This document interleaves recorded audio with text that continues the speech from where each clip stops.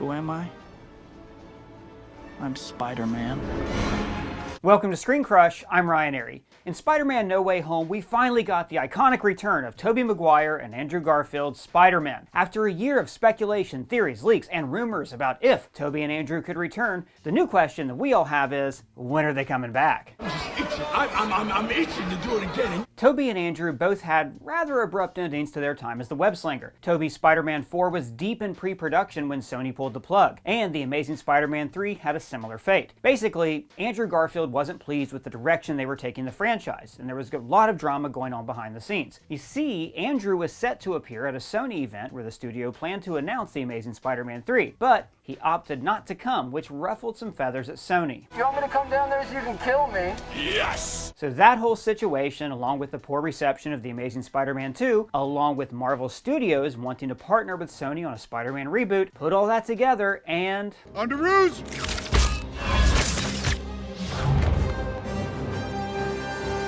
Hey everyone. Good job. Tom Holland is our new Spider-Man. A lot of fans were more excited to see Toby Maguire return, but Andrew Garfield stole the show. Peter number 3 brought the humor and the charm that we'd expect from his Peter Parker Spider-Man, but he brought the heart as well. From him talking about his rage to not wanting Tom's Spider-Man to go down the same path he did, to his reaction after catching MJ. Andrew Garfield rivals Willem Dafoe as the best part of this film. And we aren't alone in thinking this. Fans are demanding an Andrew Garfield Amazing Spider-Man 3, and rumor has it that may not be out of the question. So you're telling me there's a chance? Forbes reported that Andrew Garfield will likely be returning to play Spider-Man in Sony's universe of Marvel characters, going up against the likes of Venom, Morbius, and Kraven the Hunter. But the article appears to be kind of an opinion/speculation piece and not some insider soup that says that it's actually happening. Now, before we start speculating on if, when, and where we'll see Peters 2 and 3 pop up again, let's discuss what they've been up to all these years and what their futures might hold after experiencing multiversal travel firsthand. Unlike their villainous counterparts, we can assume that Toby and Andrew were taken from roughly the same year the MCU is currently in, 2023, which means there's 17 years between Spider-Man 3 and No Way Home, and there's 10 years between The Amazing Spider-Man 2 and No Way Home. Both Spider-Men are still actively Spider-Manning all these years later. Andrew was in full Spidey getup when he was pulled into the MCU, and while Toby was in his cool youth pastor costume, he had his Spidey suit on underneath. Now, a lot of us assumed that after all the years that have passed since Spider-Man 3, that maybe Peter number 2 might have finally settled down with MJ and have a little May Parker running around. Maybe a Peter Parker who had finally mastered balancing being Peter Parker and Spider-Man. But from the brief references we get to Peter 2's current state of affairs, it sounds like he's still Trying to do better. Now this line gives the impression that even in his older age, he's still dealing with the struggles of being both Peter Parker and Spider-Man. Peter does say that he and MJ are making it work, confirming that they are still together. Maybe they're married, maybe they have a daughter, and being a husband and a father would definitely make it even harder to balance his personal life and the life of a hero. Now in the comics, there is a future version of Peter Parker where his teenage daughter May gets spider powers and he gets to mentor her into being a superhero herself. If we did see Peter number 2 return in one of these movies, that could be the direction the films take. It's important to point out that we don't hear too many references to Peter 2's life after we last saw him in Spider-Man 3. We don't hear him talk about any new villains that he went up against in those past 17 years. I personally think it would have been cool to hear a reference to John Malkovich's Vulture, who is set to be the villain of Spider-Man 4. Hey Malkovich, think fast! But overall, Peter 2 does seem to be in a relatively good place in his life. 17 years later, he's still with MJ, he's still Spider-Man, he even seems to be in good spirits, even when finding himself in another universe. And in typical Peter Parker fashion, he's being selfless and wanting to track down Peter 1 because he has the sense that he needs his help. The same can be said for Andrew. He quickly interjects when Toby says that he wants to help the MCU Spider-Man, and Andrew says that he does too. Now on to Peter 3. He's probably about 28 years old, assuming that he was about 18 in The Amazing Spider-Man 2. Now, in real life, Andrew Garfield is 38, but like Paul Rudd, he doesn't age.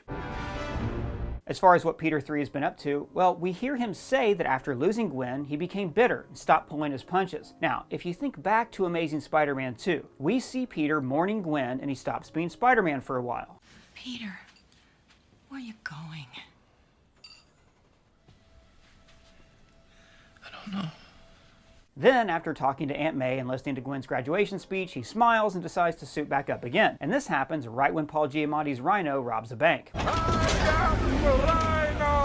At this point, Spider-Man seems to be back to his regular self. On behalf of the fine people in New York City and real rhinos everywhere, I ask you to put your mechanized paws in the air. Now, this doesn't mean that he's over losing Gwen. That's not something you just get over, it's something you learn to live with. So perhaps Peter's grief and anger gives him a lower tolerance for real scumbags that Spider-Man would normally just web up and let the justice system tend to. But now, with his rage and bitterness, his dark side is quicker to come out. Now, I'm wondering if this darkness he refers to could have actually happened during The Amazing Spider-Man 2. Perhaps, while Spider-Man was no longer swinging around, Peter Parker himself would have been walking the streets at night and beating the shit out of criminals, showing no mercy, taking out his rage on their faces. This is actually how he reacted to Uncle Ben's death. And then, when we see him don the costume again to go fight Rhino, that's when he decided to go back to his more compassionate and lighthearted vigilante self. Either way, in No Way Home, he's speaking in the past tense, and he's moved past that part of his life. He's no longer bitter and rageful, but he's back to being himself. Although a movie where we did see that 10-year gap where he became bitter and rageful would be pretty sick. Let me know if you want to see that down in the comments. Now let's discuss where Peter 2 and 3 are after their time in the MCU. And we pondered this question in this video where we wondered if these Peters were also erased from everyone's memories. Watch that video for a deeper dive on that question. But let's assume for a second that that's not the case, and when they return to their respective universes, they go right back to the moment in time they were taken from. Or they drop back in the same location they were taken from, but however many hours they've been gone in the MCU would have also passed in their world. Now in this video, we also speculated that villains leaving their universes to come to the MCU and then being sent back could result in two splintering timelines from the original. One timeline where they disappear and never return again, one where they return to the exact moment in time they were taken from, but this time they make different choices since they're cured. And then there would still, of course, be the original series of events, which would mean that there are a total of 3 directions that these timelines could go. But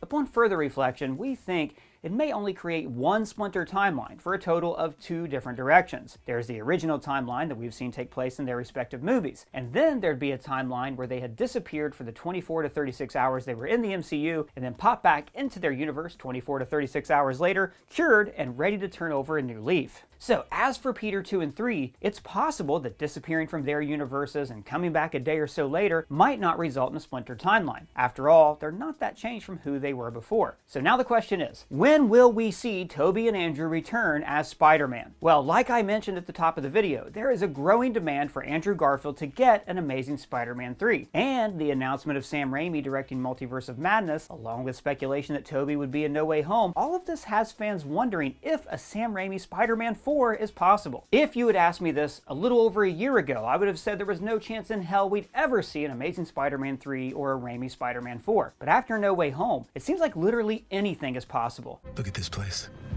and all the possibilities. Now, would these new films take place before or after No Way Home? Would they be designed as Toby and Andrew's final goodbye to Spider-Man? Would the general audiences accept having 3 separate Spider-Man franchises going on at once? Now, we do have a video coming out soon about the direction the Amazing Spider-Man franchise was headed in, as well as what it would look like now if they picked it back up, so keep an eye out for that. If they don't get their own films, we could still see them pop up in a future Spider-Man film, an MCU Secret Wars film, Multiverse of Madness, one of Sony's Spider-Verse movies such as Venom, Morbius, or Kraven. Maybe they could even do a Shattered Dimension style film. This was a kick-ass video game that had 4 different Spideys from different universes teaming up. I am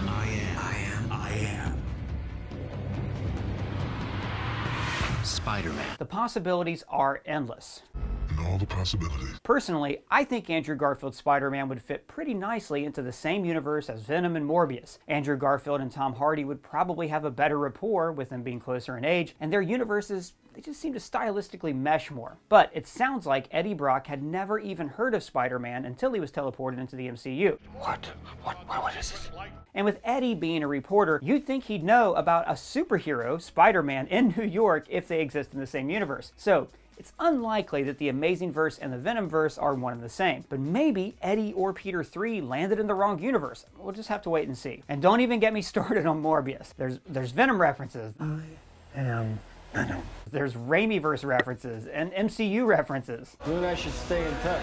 I don't know where this movie takes place, I am so confused right now. but I have no doubt that right now, Sony executives are discussing how to do another film featuring all 3 Spider-Men. It's hip, it's now. I came up with that one. But is the general movie-going audience ready to have 2, maybe even 3 live-action Spider-Man Peter Parkers going on at the same time having separate adventures? I mean, a multiversal team-up was one thing, but 3 separate live-action Spider-Man franchises all going at the same time? That's a lot. I can take it. Spider-Man 4 could be a one and done, a final farewell to Toby's Spider-Man that also sets up his daughter Spider-Girl. Give Sam Raimi full creative control and we'd be looking at a film that could rival even his Amazing Spider-Man 2. They love me. As for Andrew and Tom, we could have 2 versions of Spider-Man that maybe, every now and again, cross multiversal paths. Tom being the Spider-Man that primarily plays in the MCU, and Andrew being primarily in the Sonyverse. It would certainly be a best of both worlds scenario. I think the key to making it all work would be to make Tom and Andrew's Peter Parker and Spider-Man very different from one another, even more different than they already are. Establish that they are 2 very different characters, and maybe even down the line we could see them do a team-up film. And all the possibilities. But what Spider sequel do you want to see most? Let me know in the comments below or at me on Twitter. And if it's your first time here, please subscribe and smash that bell. For ScreenCrush, I'm Ryan Airy.